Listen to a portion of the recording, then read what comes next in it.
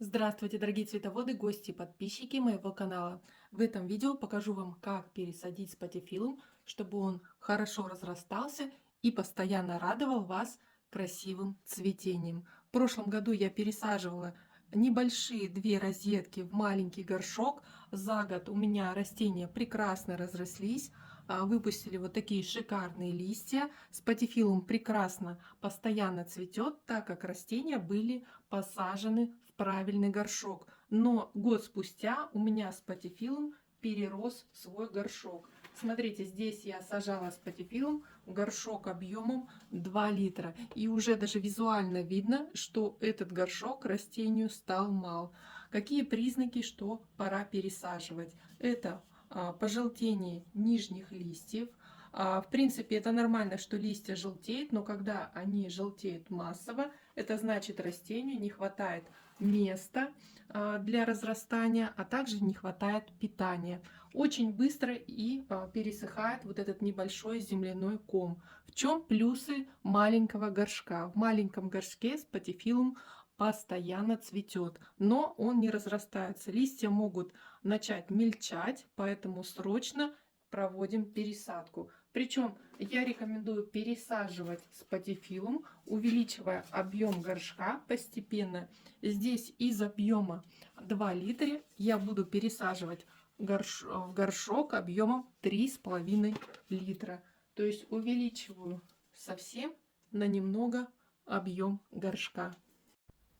Дорогие друзья, многие скажут, зачем пересаживать спатифилум, когда он цветет, но когда растению не хватает уже места для развития, я рекомендую даже в цветущем состоянии пересаживать спатифилум, тогда он еще лучше будет разрастаться и быстро выпустит новые цветоносы. Поэтому не откладываем пересадку, так как по сути эта пересадка будет щадящей методом перевалки.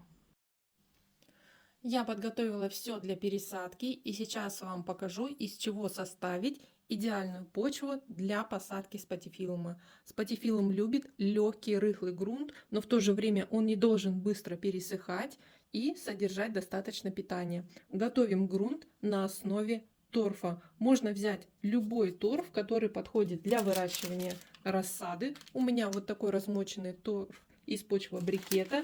Берите любой торф, обязательно нейтральной реакции. Также в торф добавляем немного вермикулита. Торф очень беден на питание, поэтому для повышения питательности добавляем биогумус. Биогумуса на горшок нужно немного, достаточно будет хорошей горсти вот такой жирной земли. Друзья, также в землю для спатифилума я добавляю мох сфагнум. Он отлично удерживает влагу, у вас не будет цветок быстро пересыхать, и в то же время мох сфагнум в земле сдерживает загнивание корней. А это самая частая причина, почему спатифилум гибнет. Не нужно много добавлять мха, вот достаточно вот взять небольшую горсть, и чтобы мох измельчить, мы его подстригаем вот так вот на мелкие частицы ножницами.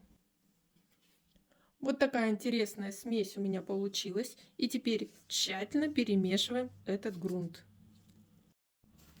Итак, дорогие цветоводы, грунт для посадки спатифилума готов. Смотрите, какой он получился мягкий, воздушный, рыхлый. В такой земле спатифилум будет отлично расти, и корни у него не будут гнить. Итак, далее приступаем к пересадке. В первую очередь готовим горшок. В горшке обязательно должны быть дренажные отверстия.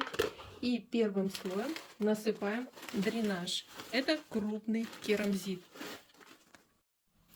Сделали дренаж, он должен быть слоем примерно 3-4 сантиметра. И теперь извлекаем растение из старого горшка. Вот посмотрите, я уже отделила бока от старого горшка. Посмотрите, какой маленький ком земли в старом горшке. Здесь всего высота вот примерно 6 сантиметров, и внизу уже идет дренаж. Здесь я использовала пенопласт, в который врастают корни, поэтому лучше всего использовать керамзит или другие материалы для дренажа. Итак, дорогие друзья, я убрала весь дренаж. Посмотрите, корни светлые, хорошие, просто им нет места для роста и питания вот такой большой зеленой массы. И приступаем к посадке. В новый горшок вначале насыпаем грунт. Насыпаем грунт так, чтобы у нас растение располагалось на верхнем уровне, примерно 2-3 сантиметра до края горшка. Далее размещаем ком земли с корнями по центру и досыпаем грунт.